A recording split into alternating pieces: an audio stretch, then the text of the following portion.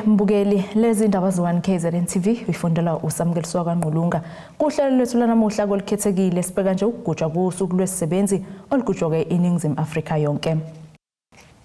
Iziko lezindaba le1KZNTV livakasheleke omama bomphakathi basehashini eLandskop ngaphandle kwasemgungundlovu abasiphilisa ngokwenza izitini zodaka abathe sekuneminyaka benza nomsebenzi. Bavakasheleke endaweni yabo lapho benza khona lezi zitini ukuyoxoxa kabanzi nabo ngomsebenzi wabo abawenzayo nokuthi ke kupha sebekuzuzile kule minyaka bewenza nokuthi ke iziphi ingqinamba ababhekene nazo. Njengoba namhlanje elakuleli libungaza usuku lwezisebenzi iWorkers Day, izwe lonke namhlanje kuyagujwa izisebenzi. Sithathe ithuba ke njengeziko le1KZN sahambela ke indawo yasemakhaya ehashini eLandskop ngaphandle kwasemgungundlovu. Sivakashele ke omama abenza umehluko emphakathini ngokuthi ke basukume bazithathe. Njengamanje la ngime khona ngime endaweni ebizwa ukuthi Izibhekene lapho omama benza khona izitini zodaka.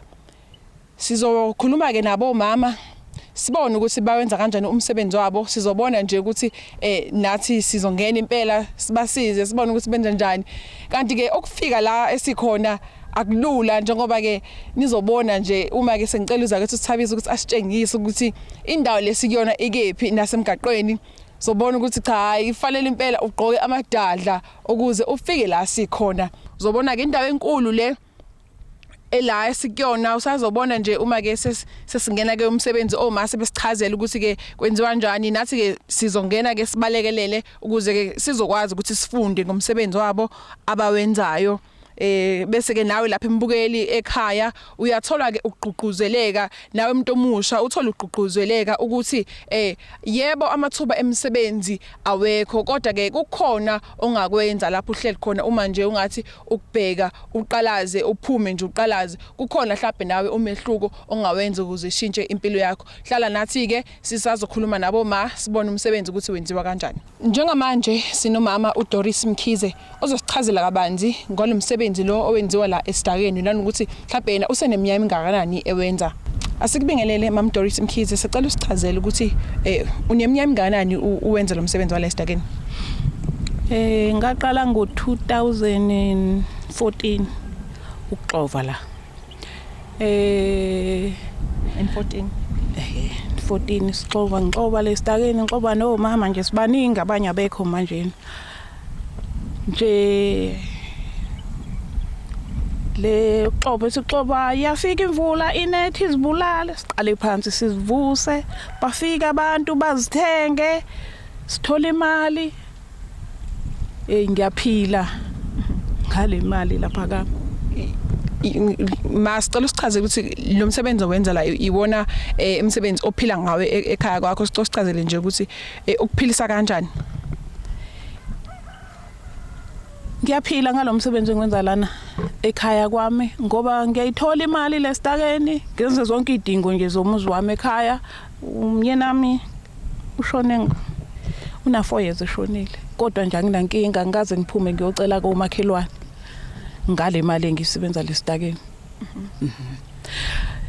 Nje ngeke uphume mongabe uphume ekhaya uzohlala la nginokuthi uluthamela isicaka ekhaya lalela indaba yonke into kanti muze la khona indaba ilalela ufike wenza into yakho ukhuphuka ekhaya usuyohla. Sicela nje usichazele khabazela ukuthi mawufika nje ekseni mhlawumbe ukuthi usuka ngasikhathi sini ekhaya ukuze uzilungiselele uze la mawufika ekseni ikuphi okokuqala okwenzayo mawufika la esidakeni.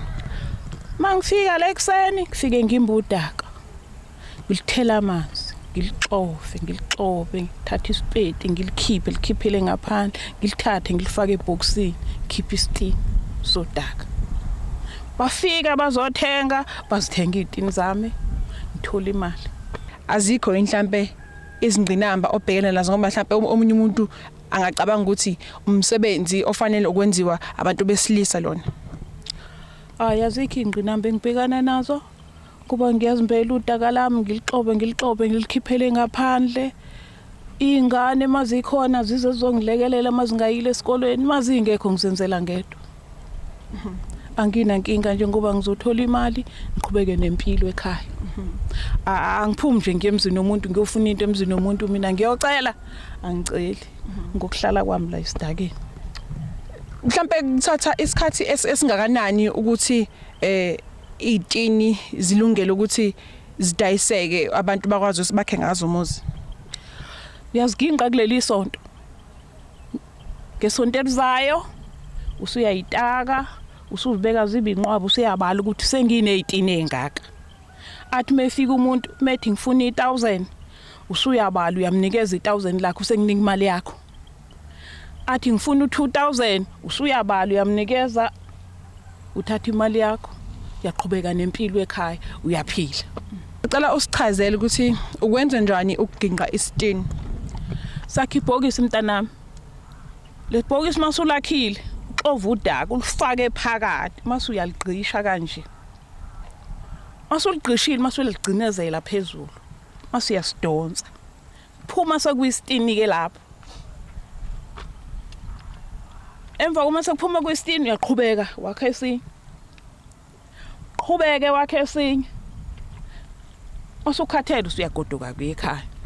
Uyahamba ufika udla ekhaya ubuye mhlambe entambama usuzomba udaka langa kusasa usuzolenza. Ngizwile lama uchaza ukuthi mhlambe niyazilungisa nizibeke zibe iqoqo istaki ebese ke umuntu eyafika kasho indani alifunayo. Njengoba sibona esikhathini samanje ukuthi abantu sebakha ngama blocks lawa ngizothabani athobolo yebo. Lokho akulimazini ibusiness lenu. Lutho mntanami akulimazi ngempela ngoba lela thobolo wakha ngothobolo ngaphandle ngaphakathi adabule ngalesi. Akulimazi leli business lethu esilenzayo. Kuphela ke into esingenayo umphemo ukuthi masuzenzile zihlale zingafi magnethi imvula. Magnethi imvula ke ziyafa. Kodwa siqale phansi sizenze kabusha. Njengoba nje kade isifundazwe sakaZulu Natal isanda kwehlelwa izimvula ezinkulu ekade sihambisana nezikhukhula. Nina nilimale kanjani ngalezo mvula lezo? Silimalile mntanami. Abaningi nje abakabuyi ngoba sekhathazwe ukuthi balimalile. Kodwa ke nje hayi mina sengibuyile ngiyasebenza nazi. Niyazibona phansi. Nazi ezinye itaki niyazibona la ngitake khona. Nabo bazobuya ngoba bayabona ukuthi kukhona asebesebenza. Masicela nje ungichazele ukuthi umsebenzi wenu mhlambe udinga malini ukuze niwenze ikhona imali edingakalayo ukuze nenze umsebenzi. Lutho ke malini mntanami? Amandla akhe imali yakho. Nenyawo zakho. Obudaka bamba isipeti ukuphendula udaka. Khipha ulibeke ngaphandle, thatha ulifake eboxini khipha isitini. Ayikho nje imali edingakalayo. Lutho. Amandla nje lawa wakho wasebenzisayo. Imali ayikho. Ngicela ungichazele ukuthi ayikho imali edingakalayo ukuthi senze lo msebenzi udinga nje amandla akho kuphela. Angithi yabona nje mntanami ngifika ngiphethe isipeti negeja. Hlaba isipeti. Ngimbuda makulukhuni ngithatha ipiki, shaye ngepiki, phuma umhlabathi, ngithela amanzi, ngixofe. Khipha udaka ngaphandle ngifake kuphuma isitini kanje. Afika ufuna isitini ngimtshela simalini? Simalini 250. Othi ngimphula kahle bonganami ngikuphulela u250. Ngeke ngikwazi ukuphulela u250 ayidlula mhlawumbe khona uzabathola agcine seze wabuya wazozithatha. Ngoba isitini nje siwuponto. Njengoba nikhona la baningi mhlambe ngabe umsebenzi wenu uyafana yini because mhlambe ngoba khona umuntu mhlambe ongafika athi hayi ngithanda umsebenzi wakho ma lo anguboni kahle uyafana nomsebenzi njengoba nila. Uyefana mntanami ke ngiqamba manga ngithi awufani. Loyo nje ufike lo muntu ngoba 18 zakhe mayishoda uyangimemeza hayibo wemamabe ozungifake nazi 18 faka 500 faka 1000 nje siphila leyo mpilo nje la. Siphila leyo mpilo ukuthi nje ongenazi uyamnemeza omunye amtshela ukuthi hayibo nazi 18 zami ishoda ngigcwalisela akhipha 18 zakhe suhlukaniselana lo 250. Athatha u250 wakhe ngithatha u250 wami. Ingabe siphi isikhathi esiright sokwenza umsebenzi wokwenza 18 zodaka? Wemntana asinaso isikhathi lathini. Ubusika nehlobo kuyafana nje siyalukwenza. ngoba kokuqala nje lezi itina zifi noma kanjani. Yizikhukhula kuphela ezisimoshile. Kwasinye isikhathi akufi lutho. Malethili lasiqina kakhulu. Ngoba masiwa lapha etruckini siyagingqika asiphahlazeki. Siyagingqika uphinde usicoshe usiphindisele khona. Umama Khomsile Gumede yena uthi ke kuningi asekuzuzile ngokuthi ke asebenze la esidakeni. Uyachaza ke ukuthi ke ululile umuzi wakhe wafundisa nezingane kodwa ke ake simuze ke ezikhulumela ke esichazele ukuthi ke ikuphi kahle hle asekuzuzile nanokuthi ke iziphi izifiso anazo ngalamathuba omsebenzi atholakala la. Asikubingelele Mama Khomsile Gumede sikwamukele izindabeni ze1KZNTV. Yebo, ngiyafuna. Sicela usichazele ukuthi ikuphi osukuzuzile selokwafika la sizwile usitshela ukuthi ufike ngo2004. Selokhu nje ngifikile la usizo ngilitholile kakhulu ngalomsebenzi wala esidakeni. Ngoba nginezingane mina ezifundayo ezinye enye yokugcina isela iqoqi kodwa kukhona eseyisebenza nje ngawo lo msebenzi. Ngokuthi ke amandla ayemancane vele kowala esidakeni ifunde FET kodwa iyasebenza manje enkampanini yagesi. Siyakwazi ukuthi nathi siphilise ekhaya ngenxa yalomsebenzi nje okade siwenza la. Siphilisile kakhulu ngoba nemizi eminingi nje esesiyakhile ngazo lezi itini. Befika abantu bezothenga, sibadayisele, bahamba kwakhe imizi yabo. Nathi emakhaya njalo besingamile ngoba besiyelula nathi imizi yethu sakhe ngazo lezi itini. Mhlambe ngabe iziphi nje ingqinamba mhlambe osuke wabhekana nazo ngokuthi ube khona la esidakeni? Azikho ingqinamba esibhekana nazo la ngoba phela savele safika sazoyiqalela nje sacela enkosini ungena senze lo msebenzi yasivumela sawenza asihlangabezani nangqinamba. Yeah.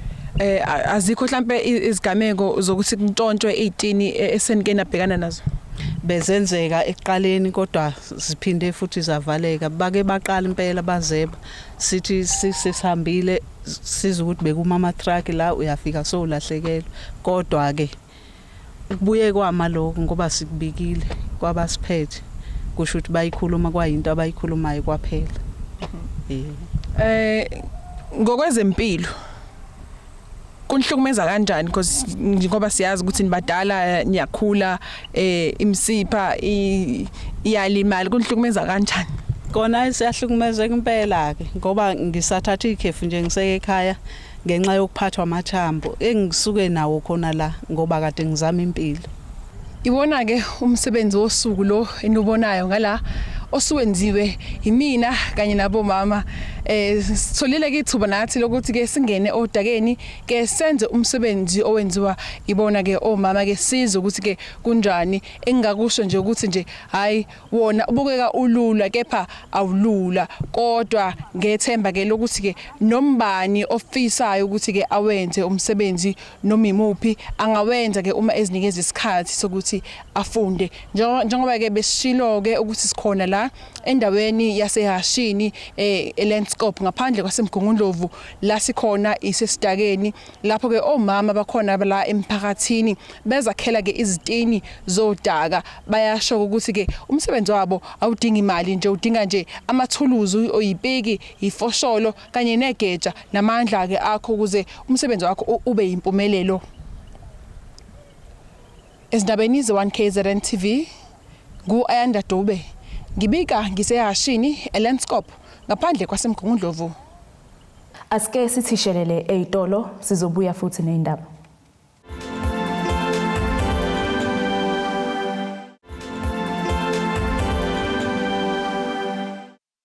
Asiphinde sikwamkeleke usabukele zona indaba ze1KZNTV. Kuhlukene ke imbono kwizinyunyana ezahlukene zezisebenzi mayelana ke nokugubha usuku lwezisebenzi. Umongameli wenyunyana yothishi National Teachers Union inathu uSibusiso Malinga ubeka ke umbono ngezingqinamba othisha bahlangabezana nazo.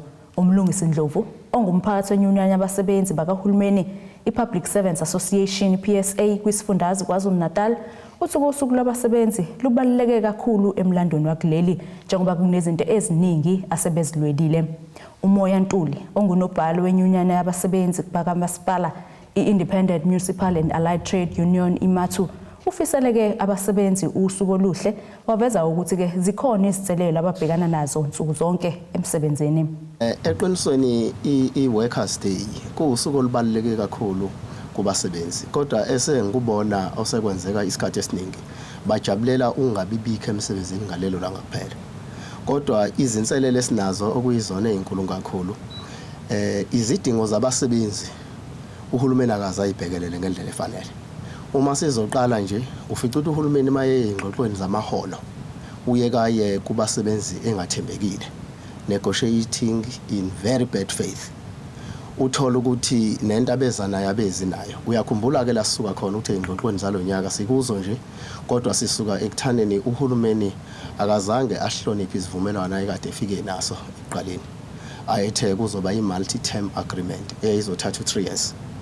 Was honorisha unyaka wokuqala nowesibili, kowesithathu wa raise issue ye-COVID okwabe kuyinhlamba ngoba uma phela kwakuvunyelene i-COVID ikhona noma ingekho kwakufana sihloniphe leso sivumelwano. Uma sibheka ama conditions okusebenza kothisha in particular i-issue endala ekade yayikhulunywa i-issue ye-infrastructure ezikoleni.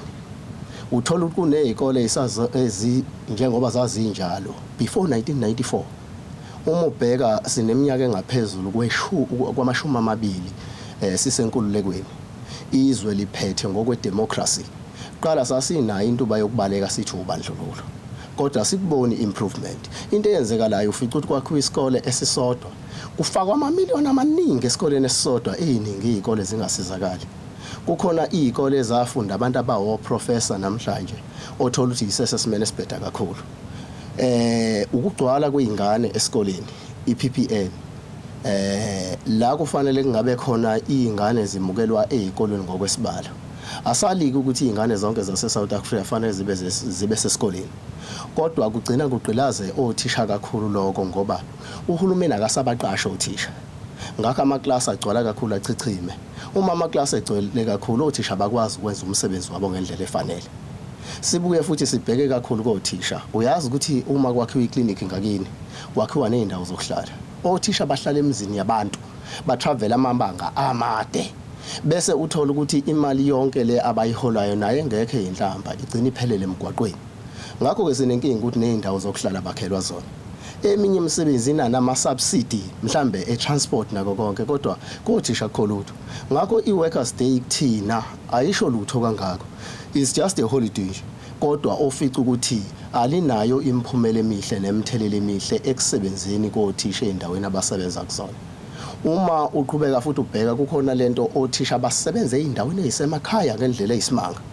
Nalapho kwake kwathiwa kukhona lento ekwakuthiwa i-rural incentive. Owawuthola ukuthi awaziwa yayitholwa kanjani. Ufica ukuthi izikole ezisemakhaya ngendlela efanayo zihlukaniswe ucingo kuphela. Uthola ukuthi kuyatholakala ngala kutholakala. Enye futhi izinto egcina siphelile leyo. Uma ubheka njengamanje kukhona i-issue yelena pregnancy. Nayo futhi uthola ukuthi othisha Workers' Day ayisho lutho kubona if you are relating that kulento yelena pregnancy.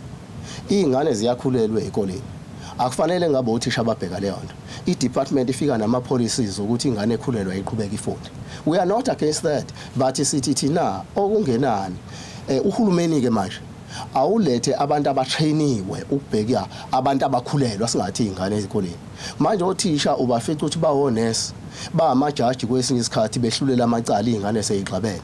Ufica ukuthi bajika beba ama security ngoba khona izikole njengoba ngikhuluma nawe engina ama security ngenxa yokuthi kuthiwa mali shonile i-security noma li retire noma li resignile alibe lisabuyiselwa le security i-support staff yonke leyo.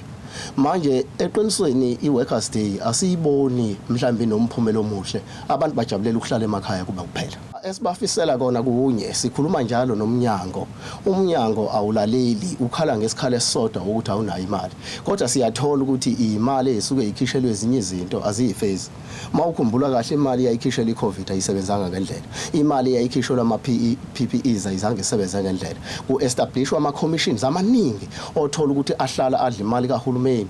Kodwa uma esephumene nencomo zinga-implementwa kungaboshwa muntu. Imali echithwa lapho iyona engabe ingena ngapha enakozeni kothisha.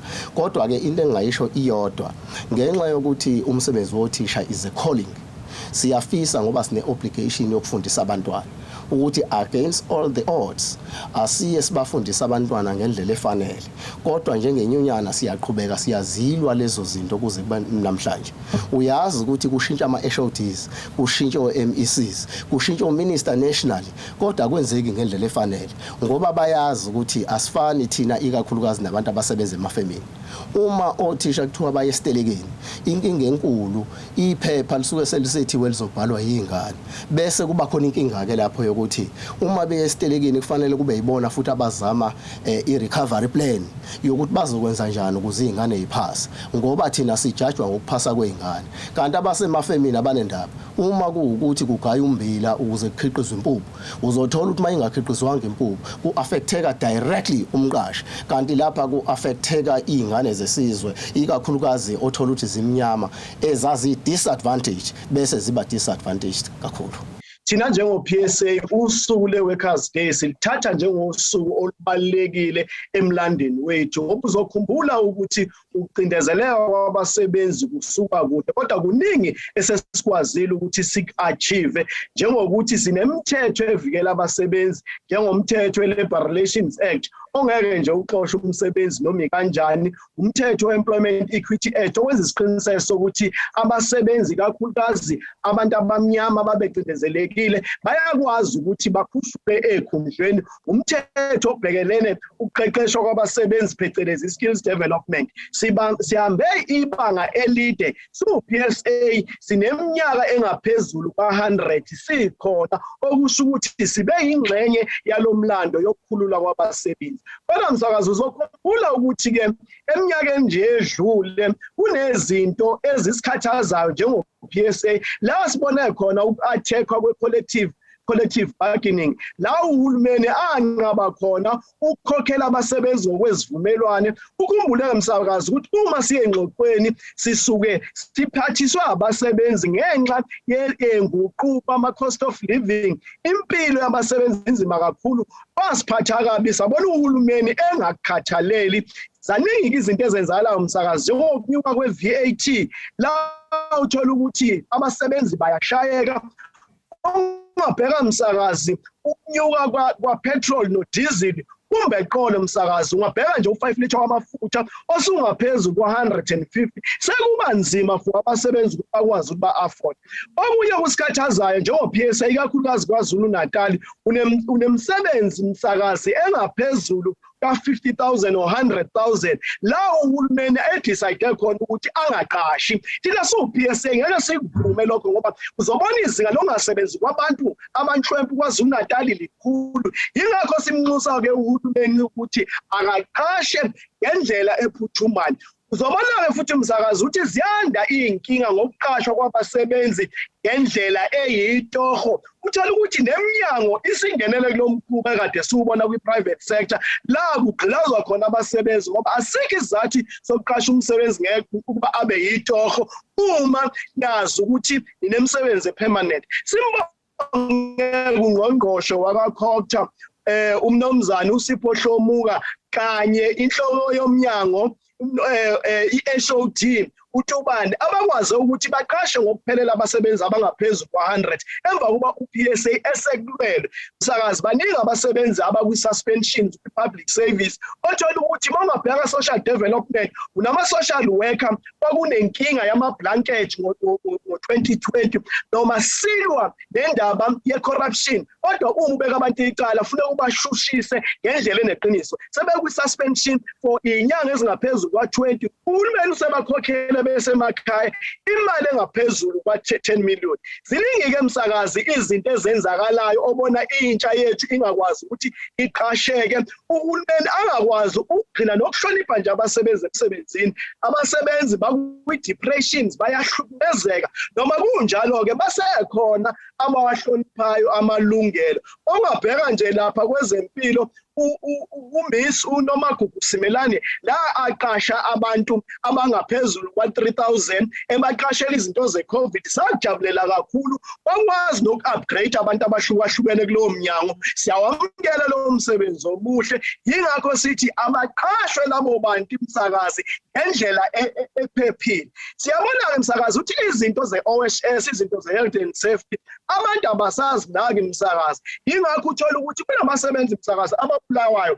lapha kwamashu nje CSC bangena abantu badubula abasebenzi escort kwi-ambulance, badubula babulala abasebenzi, baya hijack abasebenzi, ama-social worker, abantu abasebenza ka-State SA, ama-frontline workers, kunenkinga ezahlukahlukene. Sicela abaqashi bahloniphane nabasebenzi bahloniphane, abasebenzi babamba iqhaza elikhulu ekukhuliseni umnotho wethu. Siyababonga abasebenza professional ngaso sonke isikhathi basiza umphakathi ngoba PSA siyona union esipromote ukuthi makusizwa umphakathi asusiza ngendlela eneqiniso. Abasebenzi abaningi imsakazi basebenza ngokuzithemba ngaso sonke isikhathi. Iyeke nalento msakazi yokuhleza ukugxekwa ama-public servants kube sengazi ukuthi ngenxa into eyenziwa abantu abancane engalungile kubonakala ukuthi bonke abalungile. Abantu abasebhedlela basizela abantu bethu abagulayo, abantu abaku-home affairs basizela abantu abaka-Department of Labor. Sinxuse nohulumeni ukuthi sekuyisikhathi sokukhulisa indawo ngoba baningi abantu abafuna usizo lethu abakwazi ukuthi baqashe. Sinxuse abantu abasebenzisa ama-facilities ethu awahloniphe. Sithuze nomkhuba ukugqekezwa kwamaklinikhi nokugqekezwa kwezikole nokutshontshwa kwempahla kahulumeni. Umuntu otshontsha impahla kahulumeni ufana nomuntu ovukela umbuso. Yingakho siwu-PSA KwaZulu Natal sithi kuyo yonke iSouth Africa masukume silisingathe lolu suku, sijabule esinakho, lokho esingenakho asiqhubeke silwe sabasebenzi kodwa masilwa sibe sisebenza. We wish to say kubasebenzi bethu nawo bonke abasebenzi, we wish them a happy Workers' Day, bale enjoy usuku lwabo and rest. We're noting, however, in most municipalities, abasebenzi bethu, they are working under an environment that is not conducive for working, whereas abaqashi, they're expecting productivity to be high. But one day we're hoping ukuthi abaqashi, they will improve the situation abasebenzi ngaphansi kwayo, because change is what we need, and indeed change is gonna come. Mbukeli-ke sibheka la uhlelo lwethu lwanamhlanje. Mina nawe asihlangane ngesikhathi esilandelayo. Nisale kahle emakhaya.